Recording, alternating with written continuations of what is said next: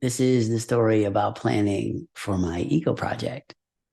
So in 1985, I decided I was going to do an eco project when I was ready that was going to combine Carl Sagan's ideas with Buckminster Fuller's ideas and Native American philosophies about living in harmony with nature over multiple generations.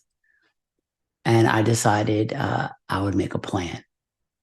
And the plan was to do the project when I was about 55, because that's how long I figured it would take me to create enough money to feel safe that I had enough money from that point to the rest of my life to do what I wanted. And part of that planning was came from the idea that I could visualize business systems at this point in scale models.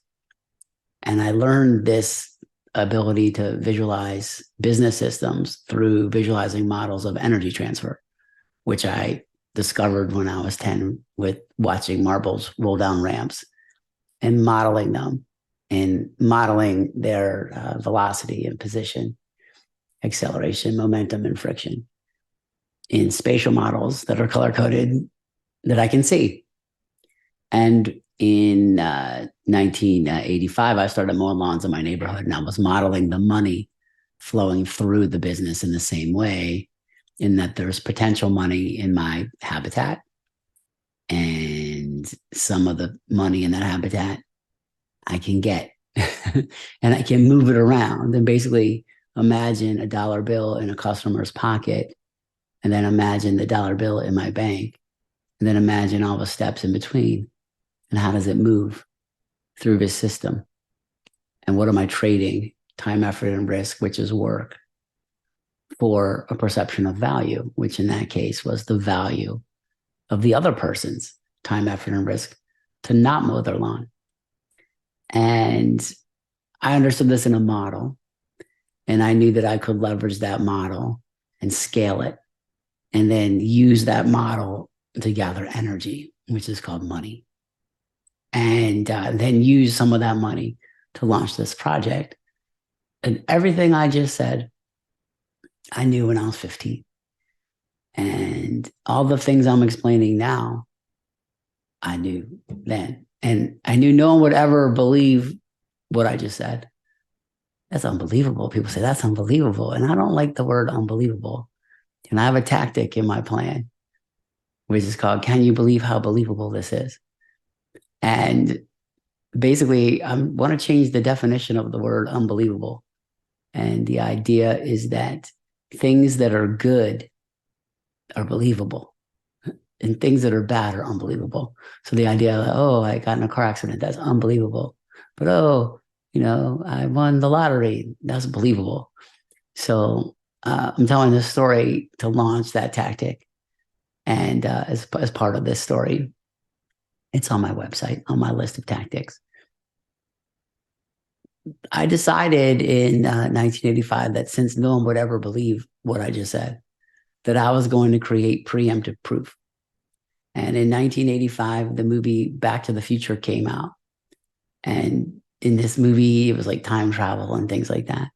And I started thinking about things I could do in 1985 that would prove this later, what I just said. And there were not a lot of options for a 15-year-old to create something that was permanent. But one thing that is permanent is a deed for land or building or something. And at that time, there was a magazine called Mother Earth News, which may still exist today. And I would read that magazine. It's sort of like a hippie magazine about solar panels and like clean water and growing your own food, things like that. And in that magazine, there was an article about homesteading and buying land outside major cities in the US. And somehow in that article that I read, I learned that outside Washington, D.C., in West Virginia, was a good place to buy relatively inexpensive land that was close to the city. And it was beautiful. And like sort of like the article was about like what are the closest, nicest places to major metros in the US? And this place was in West Virginia, which was the one that was closest to where I lived. So I decided in 1985 that I would use some of the money I made that summer mowing lawns, which was about $4,000 that I made. And I used $2,900 to buy a couple acres of land in West Virginia in the middle of the woods at the end of a dirt road where there was nothing, absolutely nothing, up a hill. And I did that for two reasons. One, I wanted to have a cool place in the woods to tinker around with solar panels and water purification and growing my own food in a greenhouse and like hydroponic setups and fun things. Maybe get some chickens, a couple goats, who knows? And so that was part of that. And the second reason, which was more relevant for this story, is I wanted to get my name on a deed. And I got my name on that deed. And at first, they were going to put my dad first, even though I paid for it. And I insisted that I go first on this deed. And they were like, why do you care whose name is first? And I said, because I'm going to be showing it to people later when I'm in my 50s. And they would have known that the adult would have gone first on the deed. And so by me putting my name first, that means I would have had to have asked.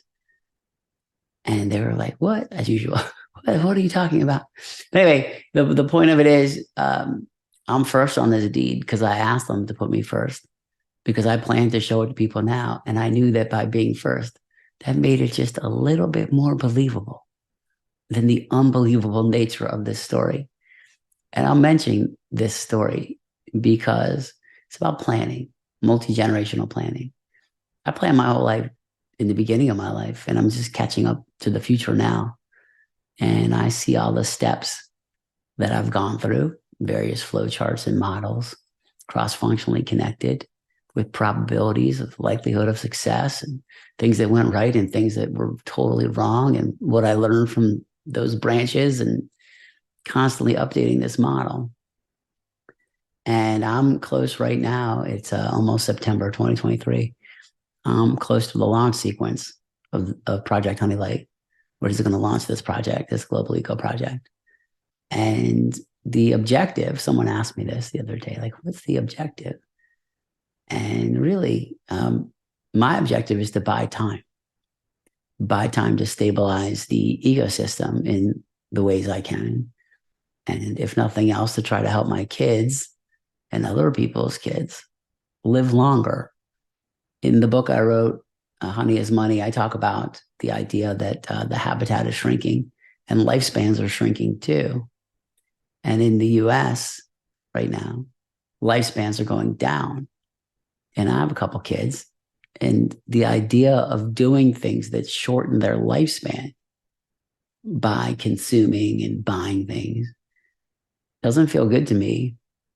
And also mentioned now, back in June, I undid my lifetime carbon footprint several times over. And that means that I created systems and processes to absorb the carbon that I created in my life and at least try to create some habitat. Planted about 25,000 trees so far through a charity called One Tree Planted, and also invested in carbon offsets that hopefully will result in projects that reduce carbon or prevent carbon.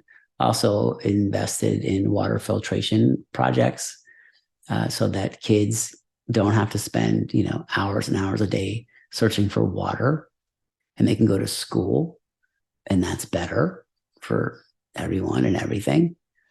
And so mentioning all this combined on this story, because there's things we can do to improve the future. It is not hopeless unless we believe it is. And everyone can plant a tree. And I think what's important is planning for the future.